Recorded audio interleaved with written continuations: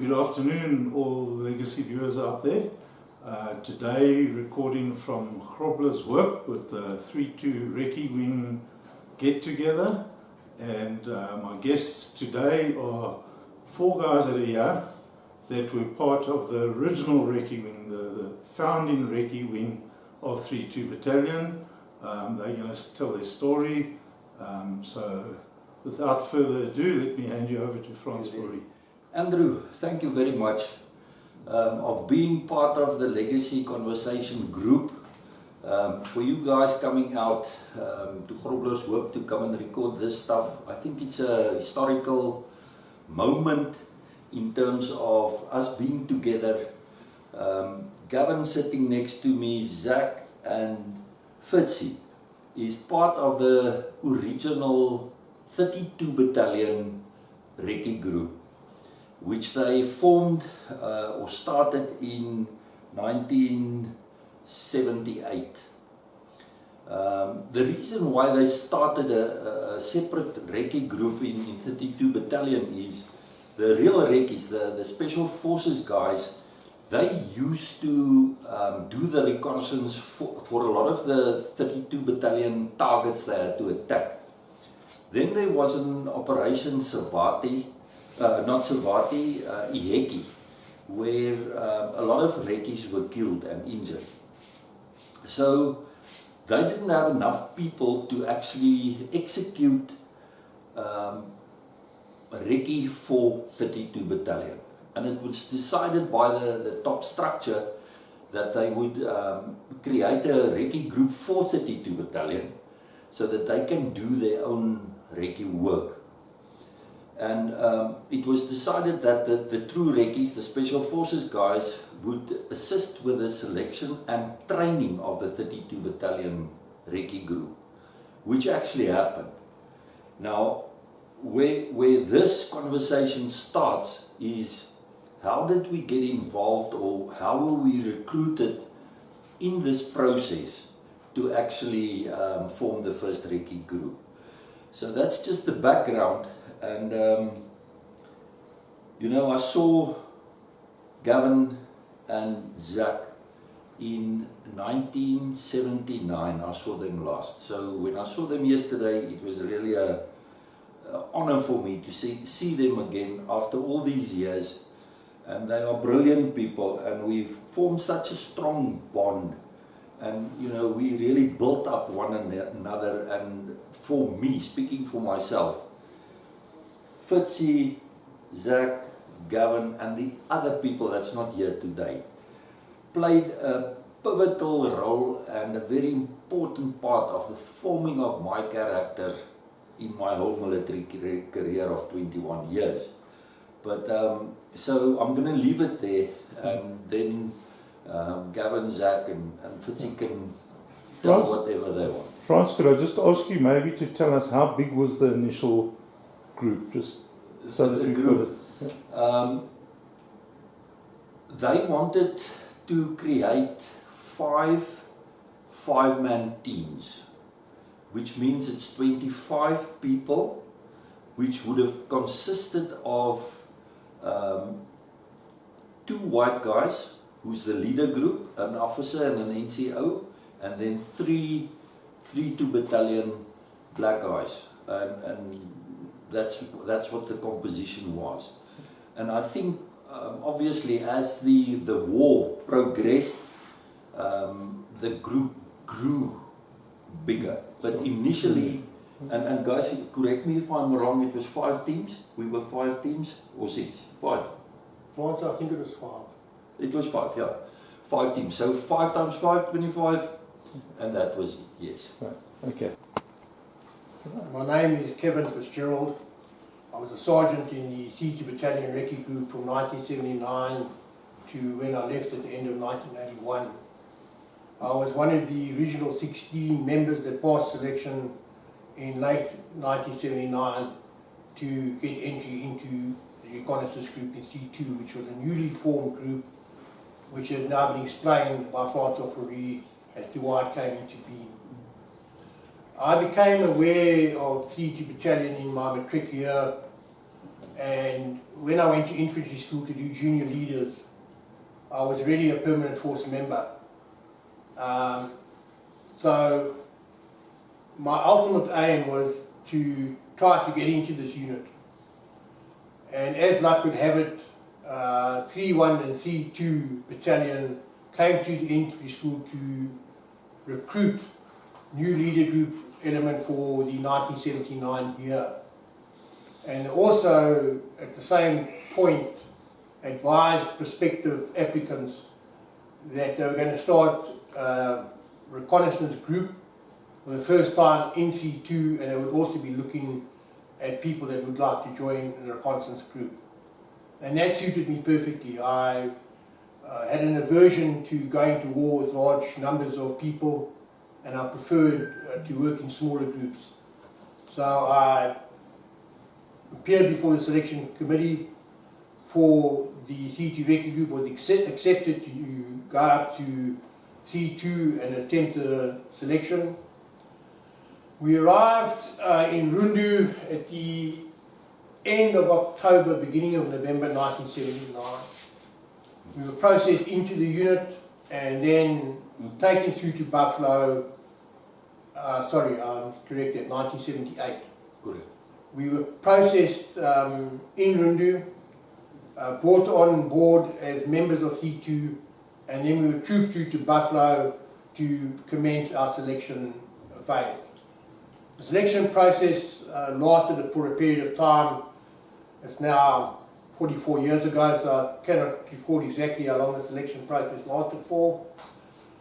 But we had on the selection not only the junior leader group that had come up from the infantry school, but we also had current and serving members of the C2 Battalion that volunteered to go through the selection process to join the newly formed reconnaissance group. Of the group that came up from the infantry school, only 16 of us were successful in completing the election, and we then proceeded to Amoni to commence our training, etc. Once we had done basic training with the people from Reconnaissance Commando that Frans had referred to previously. So at Buffalo, we then commenced a minor tactics phase, which was then followed by a tracking and bush survival course, and then we were transferred through to Amoni, as I recall, mid-December of 1978. At Amoni, we were then put under the command of the very famous Blue Kelly, who had legendary status in the unit, and training together with Staff Sergeant Ron Gregory, also another legend, was commenced, and we began to learn how to operate in small groups, going through drills endlessly, shooting practice on the shooting range endlessly, patrols endlessly so we could get to know the various members within the team. And this, as I recall, lasted for about 4 months, from mid-December through, I think, to about mid-March of 1979.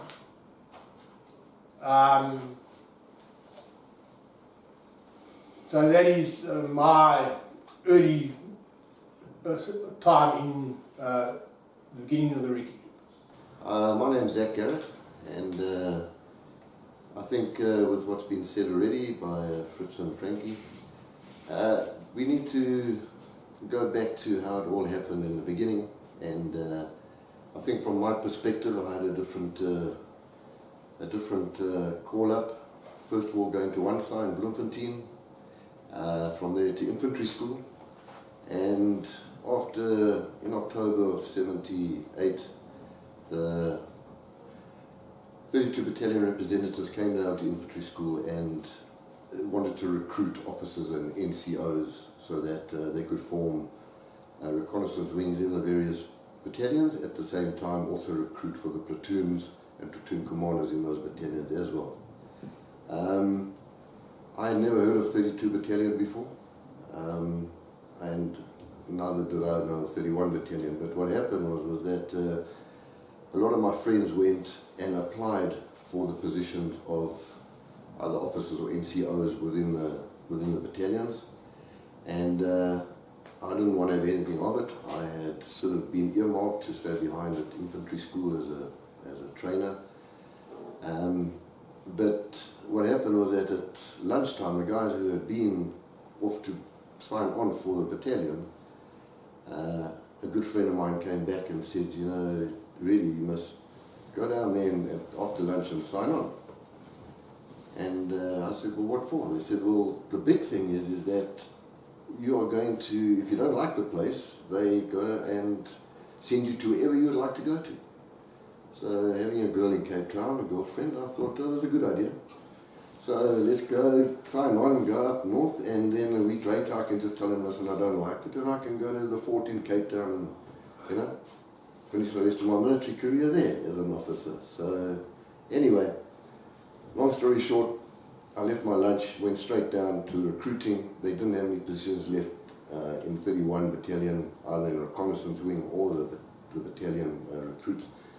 32 Battalion platoon recruits were full, and I think there was 1 or 2 places left on the Reconnaissance Wing.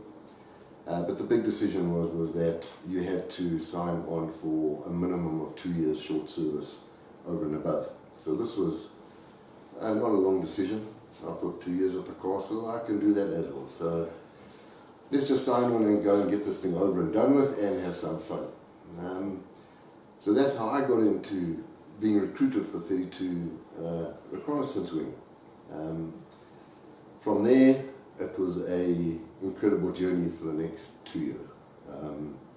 I think with it, and surrounded by the people that we were surrounded with, it's just one of those amazing features in life where, as a 19-year-old, to get thrown into a position like that is sort of unheard of in normal, day-to-day terms. But I think with the training that we received when we did get up there, with the minor tactics training, the bush survival training, the weapons training, we did a lot of demolitions training. Gavin might want to, he enjoyed that a lot. He might just want to emphasize on that a bit. With that we did parachute training, so it was one of those incredible journeys where we had incredible officers.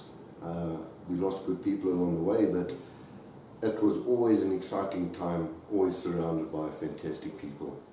And no matter how long and how hard the initial 3 months were, with all the training, with all the initiation, it really was worth it. Just to be able to be part of this original crowd that went up there and made it happen. And that's what it was all about. Young guys getting stuck in and making it happen. And it was, to me it was, the beginning of my life. But it was also at the same time character building where it stayed with me for the rest of my life. And with that, the leadership skills that you attain, working with people, training people, it becomes really critical in your way forward. And I think this gave me, as a youngster, a really, really good grinding into what was going to happen after the military. So, from me, I've had the most incredible journey, and mainly because of the guys I was with. Hi, Gavin Mons. I was a sergeant in the teams, like Fritzie was. If I look at the reason I joined up for 3-2 is I have to go back to my school days. I was in a boarding school in Petersburg in the northern Transvaal, and my best buddy that I shared a dorm with was a real jock. He was a Craven Week rugby player, SA games for the 100 and long jump, and I was always in his shadow. We were best mates, I was always in his shadow, and I made up my mind when I went into the army I was going to try and do something to prove my self-worth. So I got called up to 4th South African Infantry Battalion, Middelburg. Infantry school came along and they were interviewing people to see if you were suitable to go to infantry school. And so I decided to give that a go and went to infantry school. And then I hadn't really heard of 3-2 Battalion. I was just getting on with my life, getting chased around every day at infantry school. And they arrived and our company commander briefed us that they're going to be selecting people. So I put my name forward and we went for an interview with the OC commanding 3-2 at the time was a guy called Commandant Nell. And as the guys have said earlier on, you could go two different directions. You could go to the platoons or the recce group that they were trying to form.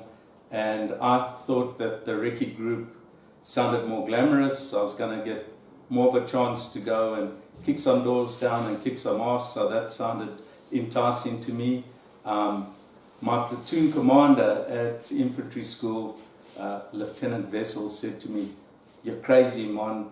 There's not one person that comes out of that unit without a piece of shrapnel in his ass, so why do you want to do this?" And I thought, this is a fantastic idea. So I went along for the interview, went for the recce bit, and was fortunate enough to be selected. So we then were flown to Wonderboom, not Wonderboom, Waterkloof, and they gave us some leave to go sort all our stuff out. We clawed out of Outeren, said goodbye to infantry school, went to Waterkloof, and they gave us some leave. So my parents were up in Louis Trichardt. I did have to get them to sign a form that they consented to me joining the extra short service year.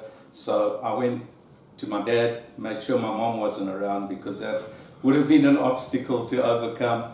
Got them to sign the form, went back, climbed on the Flossie, the C-130 with all the guys that were going to 3-2 platoons, the recce group, as well as the 31 Battalion guys, because they'd done a similar process for 31 Battalion.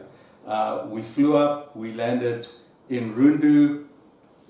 We were checked in by, I remember, a Sergeant Major Rosa.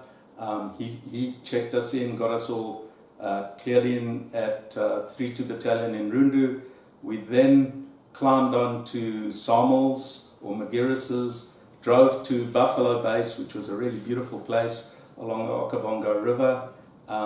We arrived there and we were shuttled off to a training area where we were introduced to a real Sergeant Major, a guy called Pep van Zyl. He was the RSM of 3-2 Battalion. He was a very imposing guy. He came down and he's kind of briefed us, okay, guys, this is what your selection is going to be all about. We're going to start tomorrow, and we were given our rifles and our kit. You guys are going to start, and we're going to drop you off in a point. We're going to give you a grid reference, and you must be there by the next morning. And that was the start of it. I can't remember exactly how long it took. Maybe some guys say 7 days, some guys say 10 days. Can't really recall, but it was fairly grueling. Selection was quite tough. We didn't have anything to eat. We had to fend for ourselves. We had to walk long distances. We were talking about it earlier on. We thought about 30 Ks every day through the bush. You had to get to the next rendezvous point. Otherwise, you were in jeopardy of being kicked off. I drew the short straw. I had the two shortest guys, of which Fritzie was one of them, the two shortest guys in the selection process. But that didn't mean that Fritzie didn't carry his weight. We had to carry, it was a gentleman called Piet Nokia, Fritzie, Eric Rabi and myself. Piet and I had to carry the telephone poles most of the time, and Fritzie had to carry two lots of kit. So he had to pull his weight as well. And we got through it, and then we were very lucky to have some of the real top operators from 1 Recce come and commence our minor tactics training. We then did bushcraft and tracking with a very well-known trainer, a guy called Garratt de Beer. When we did that, we packed up and we went to our own little base called Amahoni, which was secluded away from everyone else. And that's kind of how the whole thing started. We were thrown in the deep end. We saw a lot of action. It was a great time. The fellowship and camaraderie was unbelievable. And I'm still friends with a lot of those guys to this day, even though I live in Seattle in the USA, you know. So it means so much to me that I extended my holiday here by 5 weeks so that I'd be here to attend this reunion. So that's pretty much my story. I think the other guys have said what I feel as well. So that's it from me. I'd just like Andrew to amplify 2 very important, I think, points that have been brought up by both Zach and Gavin. I don't think I have to amplify anything that Frans said, because he spoke pretty succinctly about what made the C2 Recce Group special. As Zach said, that period in our lives was very short. I was in the Recce Group longer than Gavin and Zach. I was there for 3 years. But in the 3 years, time period will remain with you for your life, and was incredibly impactful. And I think for all of us, Frans included, it set the tone for the rest of our lives. And it was a very positive time. The C2 Recce Group was a highly successful sub-unit within C2 and within the SADF. And for really a bunch of greenhorns to achieve what we did achieve under Frans' leadership and under the leadership of Willem Rutte was quite remarkable. And as Gavin pointed out, the friendship and the camaraderie that we had, and that Frans also touched on, has endured since 1979 to now. I mean, Frans is a highly decorated soldier, yet his roots remain firmly in C2. He has not forgotten what he learned there, what he carried forward with him. And I think that's really what made that group of people so incredibly strong and special, with that camaraderie that we formed. And we keep contact with one another throughout the war. Really, we've got a very, very strong bond. And we keep in a loop with one another. And it's not a superficial thing. It was really deep and meaningful and impactful into our lives, and I'm very grateful to have gone through that. Extending on to the earlier conversation, when we arrived at Amahoni, we were introduced to the people basically who supported us at the base. So we had signalers, which were critical in all our operations. We had the cooks who made sure that we were fed and looked after, but also we were introduced to our troops that were going to form part of our little sticks, as they called them in those days, so either 4-man or 5-man teams. We used to call them sticks. And we were then introduced to these young men from northern Angola who had seen quite a bit of war up until that stage. And I think it was very important that there was a mutual respect. Their regard for us, with having heard of what we had been through over the previous couple of months with our training and stuff like that, but also with them not really knowing or understanding the principles of the warfare that we were going to be embarking on. And I think straight away within a day they were quite mesmerized by the intensity of training that they had to undergo with us. I was very lucky. I had Fritz as my sergeant, and we had 3 individuals in our stick, and yes, it was highly intense, but from word go, they had a lot of respect for us for what we knew, and they still had to learn, regardless of the amount of years that experience they had had fighting in the Angolan War. So it was one of those where we now had to learn Portuguese, and I think a lot of people forget that we used to go to lessons every single day. And even today I can speak Portuguese quite well. But yes, they had to go and have English lessons every day, and all of us new NCOs and officers had to go and have Portuguese lessons. And then just talking to the troops day in and day out, because without communication, you're not going to really get anywhere. And as long as we could understand each other in a short space of time. And I think before our first operation that we actually went on, we were quite well versed in the art of speaking what's called Portuguese in those days. It wasn't the current Portuguese. And yes, I think the teams that were built at Amoani, we were originally made to, each team stayed in the same tent to get to know each other, work with each other. So there was a little bit of, let's put it this way, some people were against it, having officers, NCOs and troops all under one roof. But in a way it actually worked, because those first few months were really, really important in getting to know who we're working with and what they can and can't do. And we had to evaluate everybody's strengths and weaknesses, so that we know when we went into the bush on an operation, we knew exactly where we were and what we could and what we were capable of doing. And yeah, so I think that Amoani original 3 months was incredible before our first operation came along, where we were deployed. And by then, yes, we were confident in ourselves and confident in the leadership going forward, and it made a big difference. And I think just being with that crowd every single day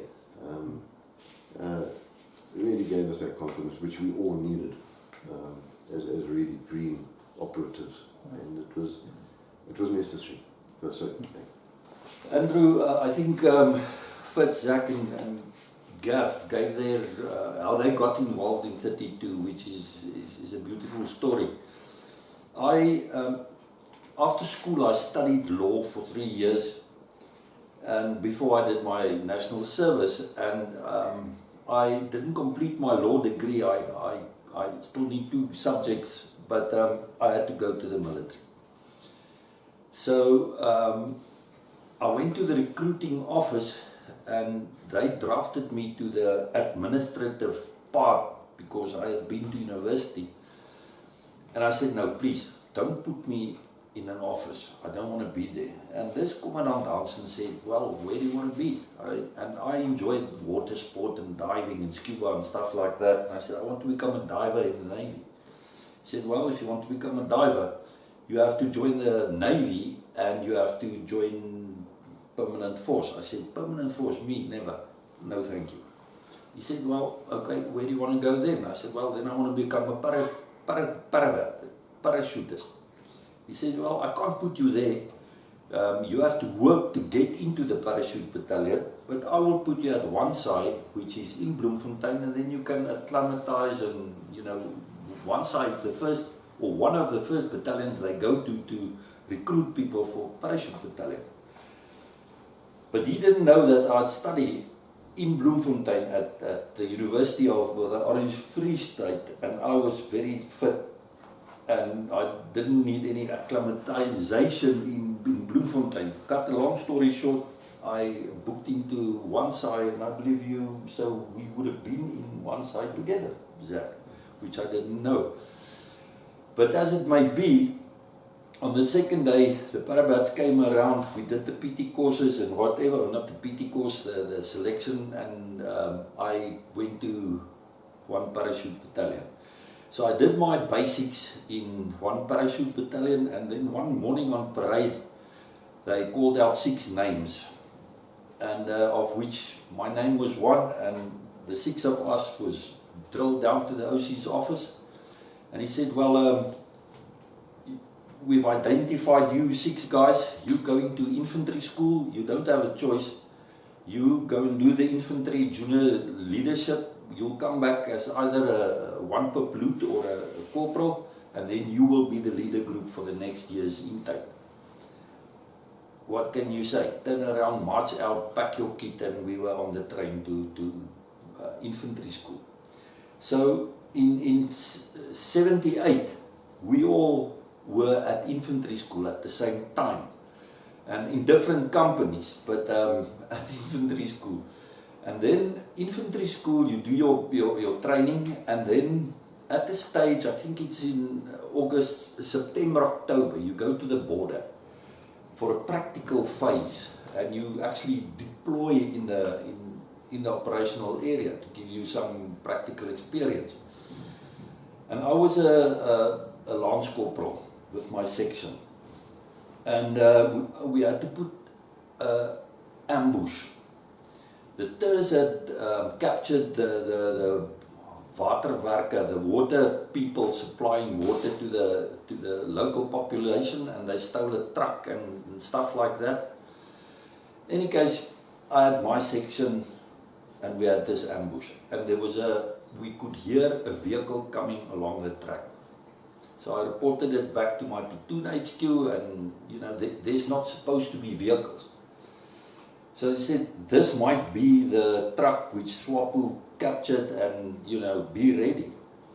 So my stopper group said, there's TERS, it's TERS on the terrorists on these vehicles, and it was a dilapidated Unimark, and it was full of black soldiers with AKs and PKMs and RPGs and camouflage uniforms, and which is the TERS. So now, as section leader, I reported this to my lieutenant, and must I take on this Unimark? And there was another 5 Unimarks coming. So I decided, no, I'm not going to take them on. I think it was a wise decision. But in any case, so these vehicles passed through our killing area, and they stopped about 200 meters on the other side of the last stopper group. So my lieutenant and sergeant came crawling up to my position, and they were looking down the road, and and the people were the busing, and it's all military, Eastern Bloc Russian stuff. And the white guy climbed off, and we all said it's Cuban, it's a Cuban with this group.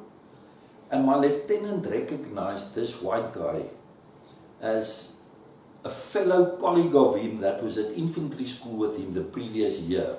I can't remember his name, let's say it's Peter or whatever. So he broke cover and he shouted, Peter, and these oaks, the black guys with the foreign weapons, they were very, very jittery. I mean, they're deploying on an operation now. And so they were jittery and, lining up their weapons to fire at us, but they both recognized one another. And our lieutenant could see, he said, that guy went to 32 Battalion. So it was actually a platoon of 32 or a company deploying, but they drove into a frozen area, which they weren't supposed to do. So either their navigation was a bit cockeye, or, as 32, they just did what they want. To cut a long story short, that's how I actually, for the first time got involved or saw that there was a place like 32 Battalion. We went back to Oudtshoorn, and then as Gavin and Zach and Fitzy said, Commandant Nel came around and they were selecting for 32 Battalion, for a recce group and for the platoons. And at school, from standard 6 to matric, I had we were about 5 big buddies, and 2 of them, which is Karel Faber and Nick de Toy, they after school went to the military, and they both become real recces, the Special Forces guys. In those days it wasn't called Special Forces, it was called the Reconnaissance Commandos, recces in short. So when Garratt Nel, Commandant Nel at infantry school said, well, they're going to form a recce group, and the guys are going to do parachute training, and they're going to be trained by the real recces and so on. I thought, well, sounds nice. I'll meet up with Faber and Nick, maybe they train us and so on, and I'm going to do the parachute course, so why go back to parachute battalion? So when Colonel of Commandant Nel said, okay, who would like to join? So I took, one stap vorentoe mars, and so my lieutenant said, Fourie, where are you going? I said, well, I want to join. He said, no, one step back, march. You going back to parachute battalion. You have to go back to parachute battalion. And Commandant Nel, in a very casual way, said, Lieutenant, are you aware of signal and army order? And he rumbled and order number 1, 2, 3 of which states that anybody that is interested in joining either 31 or 32 battalion and they want to go, they can go. Are you aware of this order, Lieutenant? He said, well, Colonel, no. He says, well, acquaint yourself with the order. Fourie, one step forward, march. So I ended up not going back to parachute battalion, but joining the colleagues of mine here to go there. So they've told the story how we ended up there and the training. We were trained by Andre Diedrichs, Louis Klopper and Fanny Fonse in minor tactics. And then, correct me guys, by Dewald de Beer, Faber, Vibes, and Toy in bushcraft tracking and survival. So there it was, so and it was great. And then we joined the group. I think of critical significance of the forming of the first Recce group is that we had very good training, and as my colleagues have said, the camaraderie that was formed in that group. Now all of us was blue. I mean, no combat experience, nothing, but we had very good training, and I think we were very confident in ourselves. And then the leader group of 32 Battalion, by the names of Colonel Nel and then Echo Victor, Major at that stage, Eddie Viljoen, they allowed us to do short deployments into Shadow South Angola. So one of our first operations was, as a Recce group, we had to shadow a company, and it was what? Alpha Company, with Jim Ross and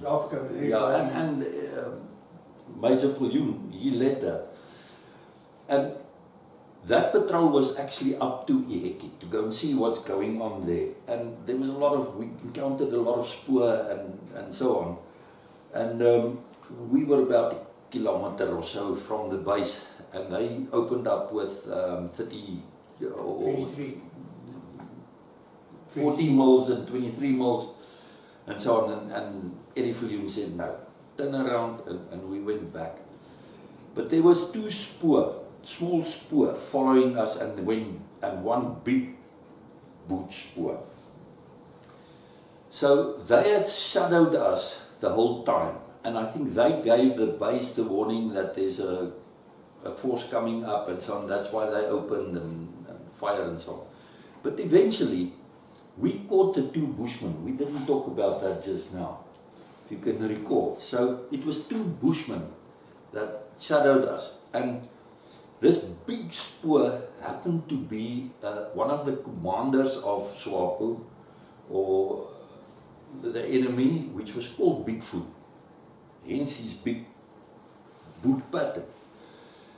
So that was one of our first encounters, and then they started using us in mine laying operations and a lot of stuff. So I think within like 6 months after our training, we literally had a lot of contact with the enemy, and we recorded quite significant kills in combat.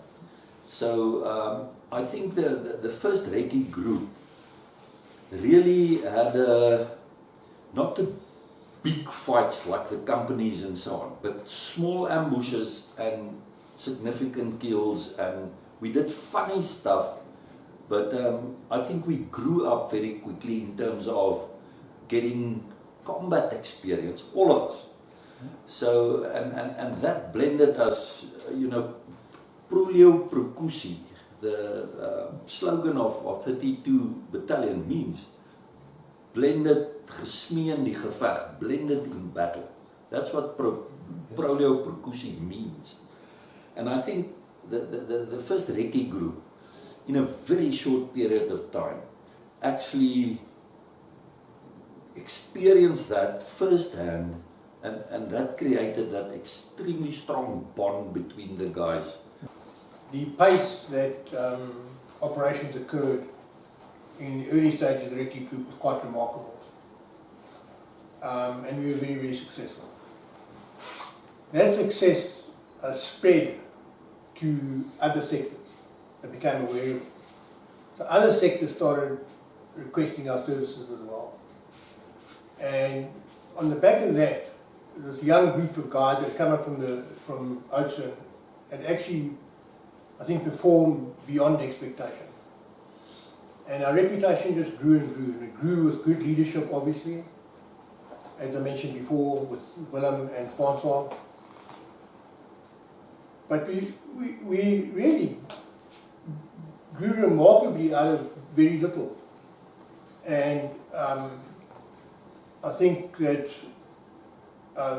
the high success rate that Francois was referring to, sometime in 1980, I think, I was on a medics course on Dongguan. And a friend of mine noticed me there. I think he was in photographic intelligence. And a friend of his asked him, who is that friend? He said, oh, we were at school together, and it was the C2 Recce. He said, I've got to meet him, please. Can you ask if we can get together? I've got to meet this guy.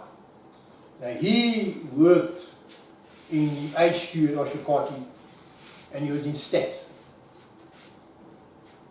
So we duly got together at some stage or another, and I said, I don't know if you guys are aware of this, but I want to just tell you what the C2 Battalion Recce Group stat figures actually are.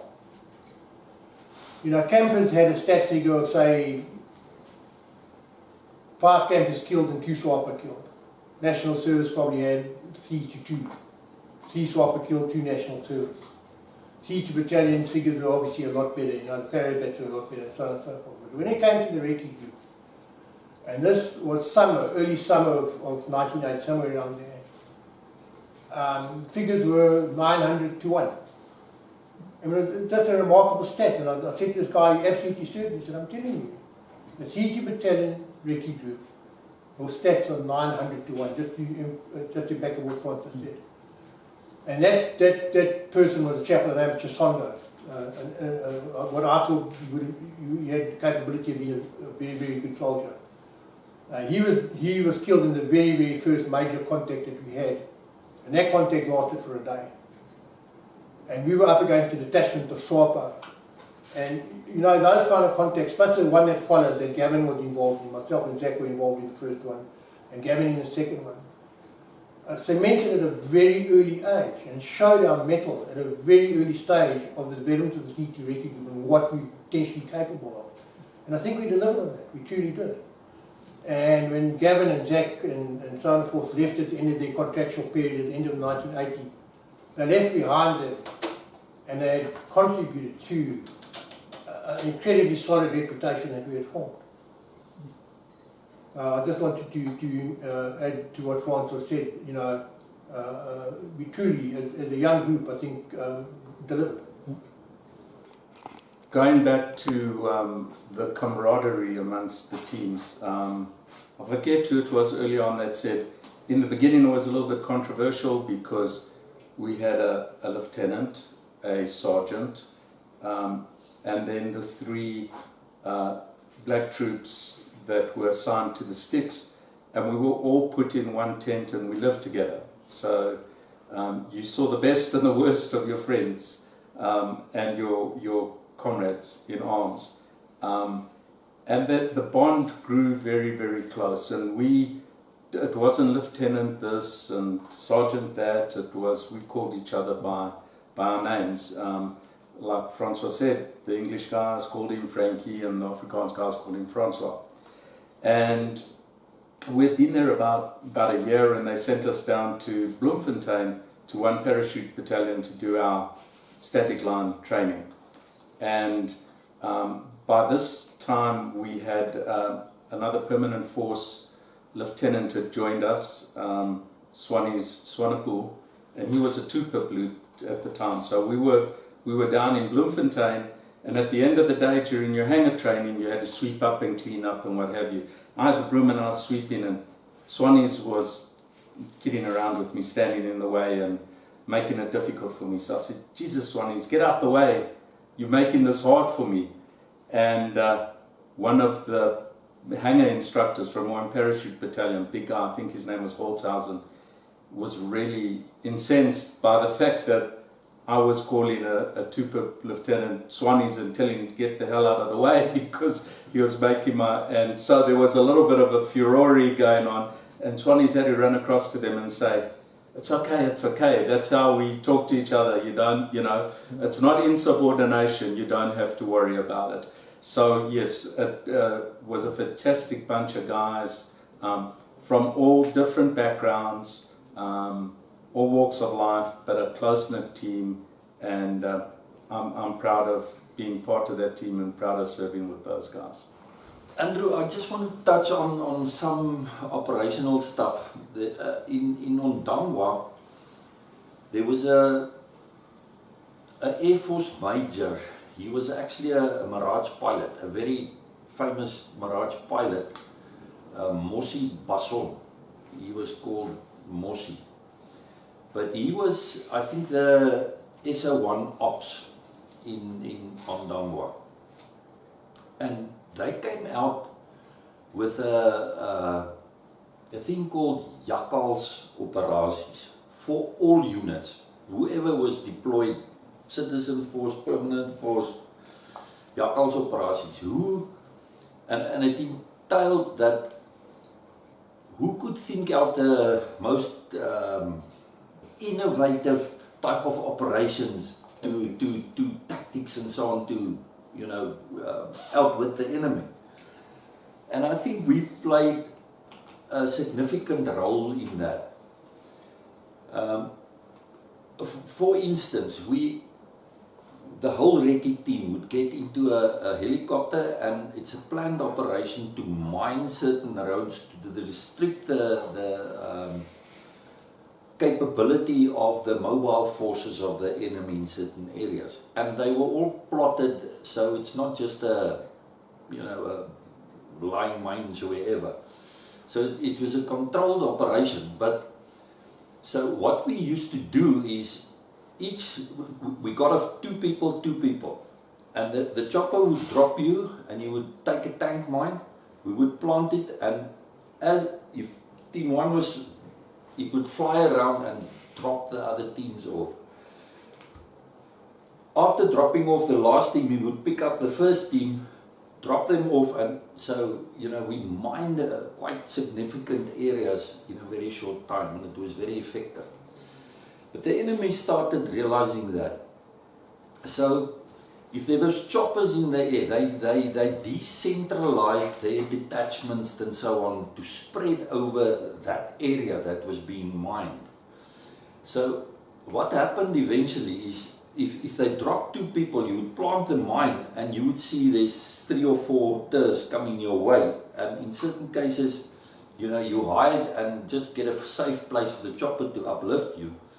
And then in some cases we took on the contact and so on. But then at that stage I had become the commander of the recce group. So I suggested to Mossi Basson, we'll do the same tactics, but we will drop off, but the whole recce team gets off, we plant the mine and we lay in ambush. Because we knew they were coming to us. So we did that, and I think probably, Fitzy, that's where the statistics went up. Because the enemy thought, you know, it would be 2 people. And it would be 12 guys waiting for them, or 15 guys waiting for them. And so I must say we got a lot of easy kills, so to speak. But so that's the type of operations we did. And the thing we didn't talk about, we derived a plan where we would assimilate a chopper crash, where we deployed a drum of oil with a tire, and then a alloy would go up and spiral down, and then when it hit treetop level, it would fly out low. And then we would ignite this drum of old oil, and it burned and it carried on. And we knew that the TERS would, you know, rush to this area to go and see where the chopper had crashed. So we did that, and we were deployed with a company, and I can't recall the company's Alpha, Bravo, or whatever. So we were waiting in this position for the TERS to react, and there was a tense atmosphere, and we were waiting for TERS, and at the stage a small puppy dog started chunking, you know. So one of the troops in the company, in one or other kraal or shona, he had picked up a puppy and he was carrying it in his backpack. So, you know, we're 99.9% sure that the TERS would have reacted to this, you know, thing which we staged. But when that puppy started screaming and whatever, and you know, it compromised the whole operation. So it's actually just a hilarious thing, but that's the type of things we thought out and so on. Andrew, sorry, I just wanted to make a correction to a date.